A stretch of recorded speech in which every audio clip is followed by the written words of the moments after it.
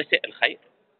الليلة باش نحكيو على مؤسسة وطنية من بين مؤسسات الدولة، هي تونسير، الخطوط التونسية.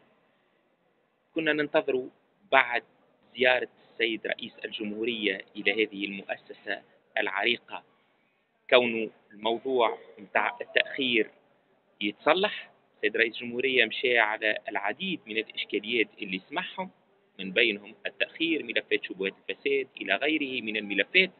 لكن الليلة اكتشفنا بالواقع كونه حتى شيء ما تغير، وما بتبدل حتى شيء على مستوى هذه المؤسسة. التأخير متواصل. الليلة لفول اللي يمشي من تونس لكازابلانكا بريفو 22h30 10:30، يخرجوا على l'écran كونه لفول متوقع 23h40، يعني تقريبا ساعة ودرجين من تأخير.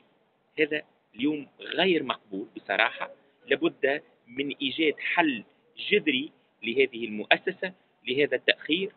اليوم ناس باش توصل تقريبا مع ساعتين ونص متاع الصباح، ما يعرفوش اللي كونهم يلزمهم ياخذوا دي موان دو ترونسبور، ما يلزمهم يعني هذا الكل، يعني ما ياخذوش بعين، مش قاعدين ياخذوا به بعين الاعتبار.